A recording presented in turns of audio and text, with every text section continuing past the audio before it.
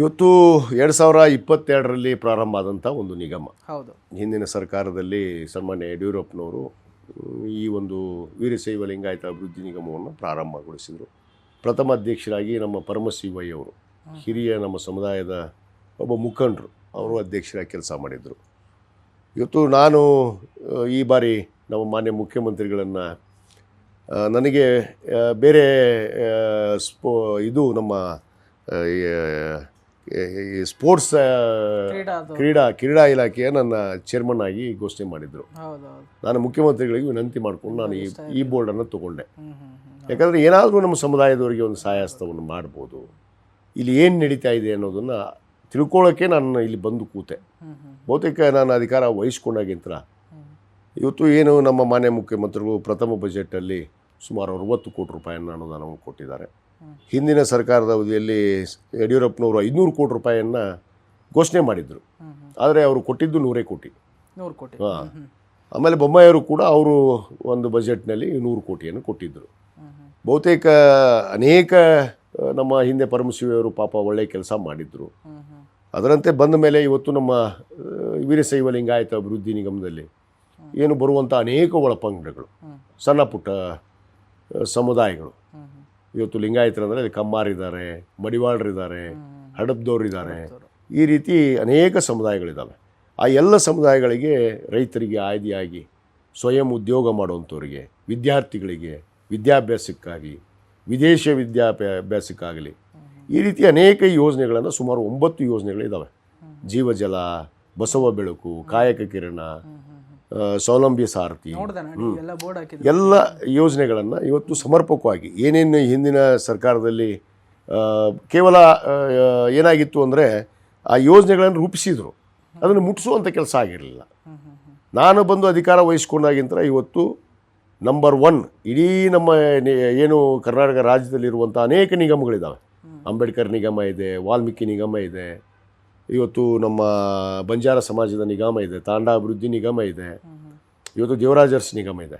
ಅದರಲ್ಲಿ ಎಲ್ಲ ಕಡೆಗೂ ನಾನು ನೋಡಲಾಗಿ ಇವತ್ತು ಅತ್ಯಂತ ಕಾರ್ಯೋನ್ಮುಖವಾಗಿ ಇವತ್ತು ಪ್ರಗತಿಯತ್ತ ನಮ್ಮ ನಿಗಮ ಸಾಧನೆಯನ್ನು ಮಾಡ್ತಾ ಹೊರಟಿದೆ.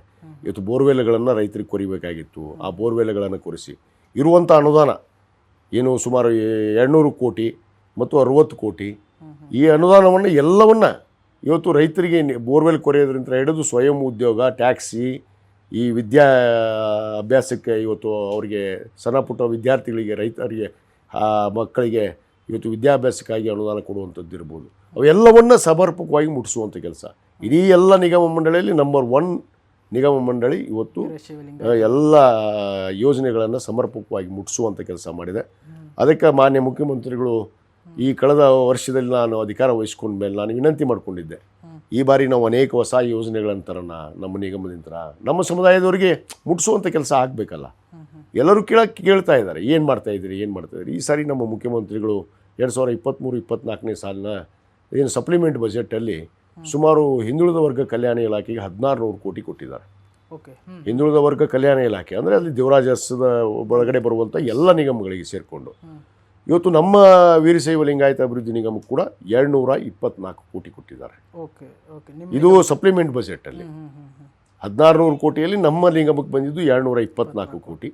ಪ್ಲಸ್ ಈ 2024-25ನೇ ಬಜೆಟ್ನಲ್ಲಿ, ಮೊನ್ನೆ ಬಜೆಟ್ನಲ್ಲಿ 25-26ನೇ ಬಜೆಟಲ್ಲಿ ಮಾನ್ಯ ಮುಖ್ಯಮಂತ್ರಿಗಳು ಸುಮಾರು 75 ಕೋಟಿ ಕೊಟ್ಟಿದ್ದಾರೆ. ಈಗ ನಮಗೆ ಒಟ್ಟಾರೆ ಸುಮಾರು 300 ಕೋಟಿ ರೂಪಾಯಿ ಇವತ್ತು ನಮ್ಮ ನಿಗಮ ಹೊಂದಿದೆ.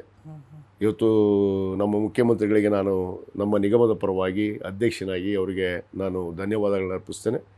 ಇವತ್ತು ನಾವು ಹೆಚ್ಚಿನ ಕಾರ್ಯವನ್ನು ಮಾಡೋದಕ್ಕೆ ನಮ್ಮ ಸಮುದಾಯದವರಿಗೆ ವಸತಿ ನಿಲಯ ಕಟ್ಟಬೇಕು, ಸಮುದಾಯ ಭವನಗಳನ್ನು ಮಾಡಬೇಕು, ಮಠಮಾನ್ಯಗಳಿದ್ದಾವೆ, ಅನೇಕ ಮಠಮಾನ್ಯಗಳು, ಸಣ್ಣ ಪುಟ್ಟ ಮಠಮಾನ್ಯಗಳು ಕೂಡ ಇವತ್ತು ಅವರ ಮಠಗಳನ್ನು ಅಭಿವೃದ್ಧಿಪಡಿಸೋದಕ್ಕೆ ಕೂಡ ಬೇಡಿಕೆಯನ್ನು ಇಡ್ತಾರೆ. ಅಂಥ ಅಭಿವೃದ್ಧಿ ಕೂಡ ಮಾಡಬೇಕು ಅನ್ನೋದು ನಿಟ್ಟಿನಲ್ಲಿ ನಾನು ಗುರಿಯನ್ನು ಹೊಂದಿದ್ದೇನೆ. ಈ ವರ್ಷದಲ್ಲಿ ಬಹುತೇಕ ಏನು ಒಂದು ಅನುದಾನದ ಲಭ್ಯತೆ ಮೇಲೆ ಆಧಾರದ ಮೇಲೆ ಹೆಚ್ಚಿನ ಒಂದು ರೈತರಿಗಾಗಲಿ, ವಿದ್ಯಾರ್ಥಿಗಳಿಗಾಗಲಿ, ಸ್ವಯಂ ಉದ್ಯೋಗ ಮಾಡುವಂಥವ್ರಾಗಲಿ, ಈ ಎಲ್ಲರಿಗೂ ಕೂಡ ಹೆಚ್ಚಿನ ಒಂದು ಆದ್ಯತೆ ಮೇರೆಗೆ ಇವತ್ತು ಕೆಲಸಗಳನ್ನು ನಾನು ಕೂಡ ಅದೇ ಭಾಗನವಾದ ಆಗಿರೋದ್ರಿಂದ ನಮ್ಮ ಒಂದು ನಿಮ್ಮ ಸಮುದಾಯದ ಮಕ್ಕಳು ತುಂಬಾ ಕಷ್ಟದಲ್ಲಿ ಆ ಸಮುದಾಯದವ್ರು ನಾನು ನೋಡ್ತಾ ಇರ್ತೇನೆ ಡೈಲಿ, ಅವ್ರಿಗೆಲ್ಲ ಸಹಾಯ ಆಗಲಿ ನಿಮ್ಮಿಂದ ಅಂತ ಹೇಳಿ ಇವೆಲ್ಲ ಯೋಜನೆಗಳನ್ನು ಮಾಡ್ತೀವಿ. ಈ ಸಾರಿ ಖಂಡಿತವಾಗಿ ಇನ್ನೂ ಹೆಚ್ಚಿನ ಅನುದಾನ ಪಡೆದು ಸಮರ್ಪಕವಾಗಿ ನಮ್ಮ ನಿಗಮದ ಕಾರ್ಯವೈಖರಿಯನ್ನು ನಾವು ನಡೆಸ್ಕೊಂಡು ಹೋಗ್ತೀವಿ ಅನ್ನೋ ಮಾತನ್ನು ಹೇಳಕ್ಕೆ ಇಷ್ಟಪಡ್ತೀನಿ. ಓಕೆ ಸರ್, ನಾನು ಪ್ರಮುಖವಾಗಿ ರಾಜ್ಯ ರಾಜಕಾರಣದ ಕೆಲವೊಂದಿಷ್ಟು ವಿಷಯಗಳ ಬಗ್ಗೆ ಮಾತಾಡಬೇಕು. ಗ್ಯಾರಂಟಿ ಸರ್ಕಾರದ ಬಗ್ಗೆ ಸರ್, ಈ ಗ್ಯಾರಂಟಿಗಳು ಎಷ್ಟು ಪ್ರಮಾಣದಲ್ಲಿ ಉಪಯೋಗ ಆಗಿದೆ ಅಂತ ಹೇಳಿ ರಾಜ್ಯ ನೋಡಿ. ನಮ್ಮ ಸರ್ಕಾರ ಅಧಿಕಾರಕ್ಕೆ ಬರುವ ಪೂರ್ವದಲ್ಲಿ ನಾವು ಜನರಲ್ಲಿ ಭರವಸೆ ಕೊಟ್ಟಿವಿ. ಸಹಜವಾಗಿ ಎಲ್ಲ ಸರ್ಕಾರ ಒಂದು ಚುನಾವಣೆ ಪ್ರಣಾಳಿಕೆ ಅಂತ ಮಾಡುತ್ತೆ. ಪ್ರಣಾಳಿಕೆಯನ್ನು ಮಾಡಿದಾಗ ನಮ್ಮ ನಾಯಕರು, ನಮ್ಮ ರಾಹುಲ್ ಗಾಂಧಿಯವರು, ನಮ್ಮ ಪ್ರಿಯಾಂಕಾ ಗಾಂಧಿಯವರು ಮತ್ತು ನಮ್ಮ ರಾಜ್ಯದ ನಾಯಕರಾದಂಥ ನಮ್ಮ AICC ಅಧ್ಯಕ್ಷ ಅಂತ ಸನ್ಮಾನ್ಯ ಮಲ್ಲಿಕಾರ್ಜುನ್ ಖರ್ಗೆ ಸಾಹೇಬರು ಮತ್ತು ಸಿದ್ದರಾಮಯ್ಯ ಸಾಹೇಬರು, DK ಅವರು, ಅನೇಕ ನಾಯಕರು ಕೂಡ್ಕೊಂಡು ಏನೋ ಒಂದು ಸರ್ಕಾರ ಜನರಿಗೆ ಕಳೆದ 4 ವರ್ಷದಲ್ಲಿ ಯಾವುದೇ ಅಭಿವೃದ್ಧಿ ಆಗಿರಲಿಲ್ಲ. ರಾಜ್ಯದಲ್ಲಿ ಜನರು ಬೇಸತ್ತಿದ್ರು. BJP ಏನು 40% ಭ್ರಷ್ಟಾಚಾರ, 40% ಕಮಿಷನ್ನು ನಿಮ್ಗೆ ಗೊತ್ತಿದೆ. ಆದ ಕಾರಣ ಜನರಿಗೊಂದು ನ್ಯಾಯ ಕೊಡೋಣ, ನಮ್ಮ ಸರ್ಕಾರ ಬಂದಾಗ ಯಾವತ್ತೂ ಬಡಬಗ್ಗರಿಗೆ, ಅಲ್ಪಸಂಖ್ಯಾತರಿಗೆ, ಹಿಂದುಳಿದ ವರ್ಗರಿಗೆ, ರೈತರಿಗೆ ನ್ಯಾಯ ಕೊಟ್ಕೊಂತ ಬಂದಂಥ ಸರ್ಕಾರ.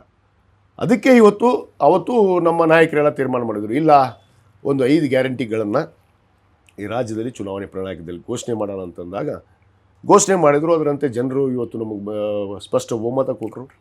ಇವತ್ತು ಆ 5 ಗ್ಯಾರಂಟಿಗಳನ್ನು ಕಳೆದ 22 ತಿಂಗಳದಿಂದ ಇವತ್ತು ನಾವು ಏನು ಮಾತು ಕೊಟ್ಟಂತೆ ಇವತ್ತು 5 ಗ್ಯಾರಂಟಿಗಳನ್ನು ಕೊಡ್ತಾ ಇದ್ದೀವಿ. ಈಗ 5 ಗ್ಯಾರಂಟಿಗಳ ಬಗ್ಗೆ ತುಂಬ ವಿರೋಧ ಇದೆ. ಕಾಕಾ ಪಾಟೀಲ್ಗೂ ಫ್ರೀ, ನನಗೂ ಫ್ರೀ, ನಿನಗೂ ಈ ಒಂದು ಕಾನ್ಸೆಪ್ಟ್ ಸರ್ ಬೇಕಿತ್ತಾ ಅಂತ ಹೇಳಿ ಕೇಳ್ತಾ ಇದ್ದಾರೆ ಜನರು. ನೋಡಿ, ಇವತ್ತು ನೋಡಿ ಮಳೆ ಬೆಳೆ ಇಲ್ಲ ಸರಿಯಾಗಿ.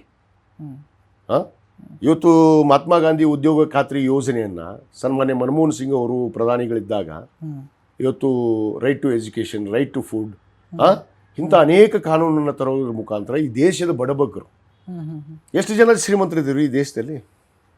ನಮ್ಮ ದೇಶದ ಜನಸಂಖ್ಯೆ ಏನಿದೆ? ಎಷ್ಟು ಜನ ಇವತ್ತು ನಿರುದ್ಯೋಗಿಗಳು ಉದ್ಯೋಗ ಇಲ್ಲಾರ್ದ ಇಡ್ತಾ ಇದ್ದಾರೆ? ಕೂಲಿ ಕಾರ್ಮಿಕ, ಇಂಜಿನಿಯರ್ದವರು ಹೋಟ್ಲಲ್ಲಿ ಸಪ್ಲೈಯರ್ ಕೆಲಸ ಮಾಡ್ತಾ ಇದ್ದಾರೆ. ಅಂಥ ಪರಿಸ್ಥಿತಿಯನ್ನು ಅರ್ಥ ಮಾಡಿಕೊಂಡು ಜನರಿಗೆ ನ್ಯಾಯ ಕೊಡಬೇಕು ಅಂದರೆ ಇವತ್ತು ನೇರವಾಗಿ ಅವರಿಗೆ ಲಾಭ ಆಗಬೇಕು. ಆ ಒಂದು ಉದ್ದೇಶದಿಂದ ಬಡಬಗ್ಗರು ಎಷ್ಟು ಪರ್ಸೆಂಟ್ ಇದ್ದಾರೆ ಆ ಒಂದು ಜನರನ್ನು ನಾವು ಗಮನಿಸಿ ಸುಮಾರು 4-4.5 ಕೋಟಿ, ಏನು 7 ಕೋಟಿ ನಾವು ಜನಸಂಖ್ಯೆ ಅಂತ ಹೇಳ್ತೀವಿ ರಾಜ್ಯದ, ಸುಮಾರು 4-4.5 ಕೋಟಿ ಇನ್ನೂ ಮಿಡಲ್ ಕ್ಲಾಸ್ ಪೀಪಲ್. ಅವ್ರಿಗೆ ದುಡಿಲಾರ್ದೇ ಗತಿನೇ ಇಲ್ಲ, ಅನ್ನ ಸಿಗೋದಿಲ್ಲ ಹೊಟ್ಟಿಗೆ. ಅಂಥವ್ರನ್ನ ನಾವು ರಕ್ಷಣೆ ಮಾಡಬೇಕು ವಿನಃ ಶ್ರೀಮಂತರನ್ನಲ್ಲ. ಶ್ರೀಮಂತರನ್ನ ಮಾಡಿ ರಕ್ಷಣೆ ಮಾಡೋದಕ್ಕೆ ಸರ್ಕಾರಗಳು ಆಗಬಾರ್ದು. ಅದಕ್ಕೆ ಇವತ್ತು ಗೃಹಲಕ್ಷ್ಮಿ, ಗೃಹ ಜ್ಯೋತಿ, ಏನಿವತ್ತು ಅನ್ನಭಾಗ್ಯ, ಯುವ ನಿಧಿ, ಶಕ್ತಿ ಯೋಜನೆಯನ್ನು ಕೊಟ್ಟಿದ್ದು. ಇವತ್ತು ನೋಡಿ ಎಷ್ಟು ಮಹಿಳೆಯರು ಸ್ವತಂತ್ರವಾಗಿ ಅಡ್ಡಾಡ್ತಾ ಇದ್ದಾರೆ. ಇವ್ರು ಹೇಳ್ತಾರೆ ಮನೆ ಬಿಡಿಸ್ಬಿಟ್ರು ಹೆಣ್ಮಕ್ಳನ್ನ. ಕುಮಾರಸ್ವಾಮಿ ಅವರು ಏನು ಹೇಳಿದ್ರು, ಏನು ಹೋಲಿಕೆ ಮಾಡಿದ್ರು ಹೆಣ್ಮಕ್ಳಿಗೆ? ಇಂಥವೆಲ್ಲ ಮಾತಾಡೋದ ಒಬ್ಬ ಹೆಣ್ಮಕ್ಳ ಬಗ್ಗೆ? ಹೆಣ್ಮಕ್ಳಂದ್ರೆ ಗೌರವ ಇಲ್ಲ ಇವರಿಗೆ? ನಮ್ಮ ಭಾರತಾಂಬೆ ಅಂತ ಹೇಳ್ತೀವಿ, ತಾಯಿ ಭುವನೇಶ್ವರಿ ಅಂತ ಹೇಳ್ತೀವಿ. ಇಷ್ಟೊಂದು ಗೌರವ ಕೊಡೋರು ನಮ್ಮ ನಾಡಿನಲ್ಲಿ ಹೆಣ್ಣುಮಕ್ಕಳಿಗೆ, ತಾಯಂದಿರಿಗೆ. ಅವ್ರ ಬಗ್ಗೆ ಕೀಳವಾಗಿ ಮಾತಾಡೋಕೆ ಚಾಲು ಮಾಡಿದರು. ಇವರು ಹೊಟ್ಟೆ ಕಿಚ್ಚಿಂತ ಮಾತಾಡ್ತಾ ಇದ್ದಾರೆ. ಇವತ್ತು ಸರ್ಕಾರದಲ್ಲಿ ಅನುದಾನ ಇಲ್ಲ, ಅಭಿವೃದ್ಧಿ ಆಗ್ತಾ ಇಲ್ಲ. ಬನ್ನಿ ಎಲ್ಲ ಕ್ಷೇತ್ರಕ್ಕೆ ಅದೇ ವಿಚಾರವಾಗಿ ಸರ್, ಅನುದಾನಕ್ಕೆ ಈಗ ನಿಮ್ಮ ಇವರು ಗವಿಯಪ್ಪನವ್ರು ಮಾತಾಡ್ತಾರೆ, BR ಪಾಟೀಲ್ ಅವರು ಕೂಡ ಅನುದಾನ ವಿಚಾರವಾಗಿ ರೆಬಲ್ ಕೂಡ ಆಗಿದ್ರು. ಹಾಗಾಗಿ ನಿಮ್ಮ ಕ್ಷೇತ್ರಕ್ಕೆ ಅನುದಾನ ಸಿಕ್ಕಿದೆ ಈ ಗ್ಯಾರಂಟಿ ಕಾರಣದಿಂದಾಗಿ ಅಂತ ಹೇಳಿ. ಖಂಡಿತವಾಗಿ ಒಂದು ಮತಕ್ಷೇತ್ರಕ್ಕೆ ಚಂದನ್ ನಿಮ್ಗೆ ಹೇಳ್ತೀನಿ, 250 ಕೋಟಿ ಒಂದು ವರ್ಷಕ್ಕೆ ಲೆಕ್ಕ ಹಾಕಿ. 224 ಮತಕ್ಷೇತ್ರಗಳಿಗೂ ಕೂಡ ಒಂದು ಮತಕ್ಷೇತ್ರಕ್ಕೆ ಒಂದು ವರ್ಷಕ್ಕೆ 250 ಕೋಟಿ ಒಂದು ವರ್ಷಕ್ಕೆ. ಓಕೆ, ಇದು ಅಭಿವೃದ್ಧಿ ಅಲ್ವಾ? ಅಭಿವೃದ್ಧಿ ಯಾರಿಗೆ ಮಾಡ್ತೀರಿ?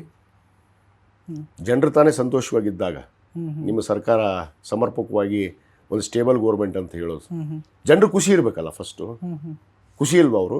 250 ಕೋಟಿ ಒಂದು ಮತಕ್ಷೇತ್ರಕ್ಕೆ ಕೊಡ್ತಾ ಇದ್ದೀವಲ್ಲ ಗ್ಯಾರಂಟಿ ಯೋಜನೆಯಲ್ಲಿ, 5 ಗ್ಯಾರಂಟಿಗಳು. ಜನರು ಖುಷಿಯಾಗಿಲ್ಲ, ಜನರು ಸಂತೋಷವಾಗಿದ್ದಾರೆ. ಇವ್ರಿಗೇನಪ್ಪ ಗ್ಯಾರಂಟಿಗಳನ್ನು ಕೊಟ್ಬಿಟ್ರು, ಜನರು ಇವ್ರು ಹಿಂಬಾಲ ಬಿದ್ದುಬಿಟ್ರು, ಇವ್ರಿಗೆ ಗ್ಯಾರಂಟಿಯನ್ನು ತೆಗೆಯೋದಿಲ್ಲ, ಅದನ್ನ ತೆಗಿಸ್ಬೇಕು ಅಂತಲೂ ಪ್ರಯತ್ನ ಮಾಡ್ತಾ ಇದ್ದಾರೆ. ಅದನ್ನು ಬಂದ್ ಮಾಡಿಸ್ಬೇಕು ಅಂತ ಸಾಕಷ್ಟು ಸಲಹೆಗಳು ನಮಗೆ ಬಂದು ಕೊಡ್ತಾರೆ. ಯಾಕ್ರಿ ಕೊಡ್ತೀರಿ? ಬರೀ BPL ಇದ್ದವ್ರಿಗೆ ಕೊಡ್ರಲ್ಲ, APL ದವ್ರಿಗೆ ಯಾಕೆ ಕೊಡ್ತೀರಿ? ಮಧ್ಯಮ ವರ್ಗದವ್ರಿಗೆ ಯಾಕೆ ಕೊಡ್ತೀರಿ? ಅಲ್ಲ, ಮಧ್ಯಮ ವರ್ಗದವ್ರಿಗೂ ತೊಂದರೆಗಳಿಲ್ವಾ? ಮನೆ ನಡೆಸೋದು, ಉದ್ಯೋಗ ಮಾಡಿ ಏನೋ ಮಾಡಿ ಮನೆ ನಡೆಸೋದು ಎಷ್ಟು ಕಷ್ಟ ಇದೆ. ಒಂದು ಮತಕ್ಷೇತ್ರಕ್ಕೆ 250 ಕೋಟಿ ಅಂತ ಇವತ್ತು ಸರ್ಕಾರ ಮಾಡ್ತಾ ಇದೆ. ಅದ್ರ ಜೊತೆಗೆ 20-25 ಕೋಟಿ ಎಲ್ಲ ಶಾಸಕರಿಗೂ ಮಾನ್ಯ ಮುಖ್ಯಮಂತ್ರಿಗಳು ಕೊಟ್ಟರಲ್ಲ. ಅಭಿವೃದ್ಧಿಗೋಸ್ಕರ ನೀವೇನಾದರೂ ಅಭಿವೃದ್ಧಿ ಮಾಡ್ಕೊಳ್ಳಿ.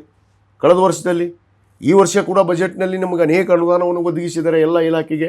ನೀರಾವರಿಗಿರ್ಬೋದು, ಶಿಕ್ಷಣಕ್ಕಿರ್ಬೋದು, ಎಲ್ಲ ವರ್ಗದ ಜನರಿಗೂ ಸರ್ವಾಂಗೀಣ ಅಭಿವೃದ್ಧಿಯನ್ನು ಮಾಡೋದಕ್ಕೆ ಇವತ್ತು ಸುಮಾರು 4,09,00,000 ಕೋಟಿಯಷ್ಟು ಬಜೆಟನ್ನು ಮಂಡಿಸಿದ್ದಾರೆ ಮಾನ್ಯ ಮುಖ್ಯಮಂತ್ರಿಗಳು. ಭಾಳ ಅತ್ಯುತ್ತಮವಾದ ಬಜೆಟ್. ಏನು ಇವತ್ತು ಗ್ಯಾರಂಟಿಗಳನ್ನು ಕೊಡ್ತಾ ಇದ್ದೀವಿ. ಅದ್ರ 53,000 ಕೋಟಿ ಒಂದು ವರ್ಷಕ್ಕೆ ಕೇವಲ ಬಜೆಟ್ ಇದರಲ್ಲೇ ಹೋಗ್ತಾ ಇದೆ. ಮತ್ತು ಈ ಸರಿ ಭಾಳಷ್ಟು ಸ್ಪಷ್ಟವಾಗಿ ಹೇಳಿದ್ದಾರೆ ಎಲ್ಲ ಮತಕ್ಷೇತ್ರಕ್ಕೂ ಕೂಡ ಏನೇನು ಅಭಿವೃದ್ಧಿ ಇದೆ. ನೀರಾವರಿ ಇರ್ಬೋದು, ರಸ್ತೆ ಇರ್ಬೋದು, ಕುಡಿ ನೀರಿನ ಯೋಜನೆ. ಇವತ್ತು ನನ್ನ ಮತಕ್ಷೇತ್ರಕ್ಕೆ ಒಂದು ಉದಾಹರಣೆ ಹೇಳೋದಕ್ಕೆ ಇಚ್ಛೆಪಡ್ತೀನಿ. ಇವತ್ತು ಸುಮಾರು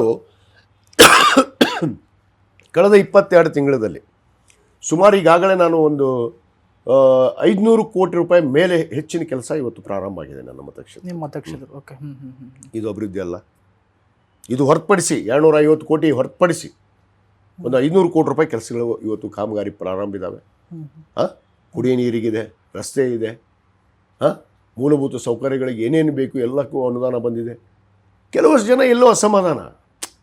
ನೋಡಿ, ಎಲ್ಲರನ್ನೂ ಸಂತೋಷವಾಗಿ ಇಡೋಕ್ಕಾಗಲ್ಲ. ನಿಮ್ಗೆ ಗೊತ್ತಿದೆ, ಯಾರು ದೇವರೇ ಬರಬೇಕು. ದೇವರು ಬಂದರೂ ಕೂಡ ಈ ಎಲ್ಲರನ್ನೂ ಸಂತೋಷವಾಗಿ ಇಡೋಕ್ಕಾಗಲ್ಲ. ಕೆಲವಷ್ಟು ಜನ ಅಸಮಾಧಾನ ಇರೋರೇ ಸಹಜವಾಗಿ. ಅವರ ಅಸಮಾಧಾನವನ್ನು ಹೊರಗೆ ಹಾಕೋರಿದ್ದಾರೆ, ಕೆಲವಷ್ಟು ಸುಮ್ಮನೆ ಹೋಗೋರಿದ್ದಾರೆ. ನಾವೆಲ್ಲ ಸ್ಪಷ್ಟವಾಗಿ ಹೇಳ್ತೀವಲ್ಲ, ನಮ್ಮ ಹತ್ರ ಬಂದು ಕೇಳ್ರಿ, ದಾಖಲೆ ಸಮೇತ ಕೊಡ್ತೀವಿ. ನಾವು ಏನು ಅಭಿವೃದ್ಧಿ ಮಾಡ್ತಾ ಇದೀವಿ ಅನ್ನೋದು ಕೊಡ್ತೀವಿ. ಗಾಳಿಯಲ್ಲಿ ಗುಂಡು ಹೊಡೋದು ಬೇಡ, ಗಾಳಿಯಲ್ಲಿ ಗುಂಡು ಹೊಡೋದು ಅದೇನೋ ಅಂತಾರಲ್ಲ, ನಮ್ಮ ಕಡೆ ಒಂದು ಗಾದೆ ಮಾತಿದೆ, ಈ ಹಾವೇ ಇರಲ್ಲ ಪುಟ್ಟಿಯಲ್ಲಿ. ಪುಟ್ಟಿಯಲ್ಲಿ ಹಾವಿಲ್ಲ, ಹಾವು ಬಿಡ್ತೀನಿ ನೋಡು, ಹಾವಿದೆ ಅಂತ. ಅದೇ ಇರೋದು ಅರಬಿ ಹಾವು. ನಾವು ನಿಜವಾದ ಹಾವನ್ನು ನೋಡಿದಂಥವ್ರು ನಾವು. ಮತ್ತಷ್ಟು ವೈವಿಧ್ಯಮಯ ಸುದ್ದಿಗಳಿಗಾಗಿ ನೋಡ್ತಾ ಇರಿ ವಿಶ್ವವಾಣಿ ಟಿವಿ. ನಮಸ್ಕಾರ.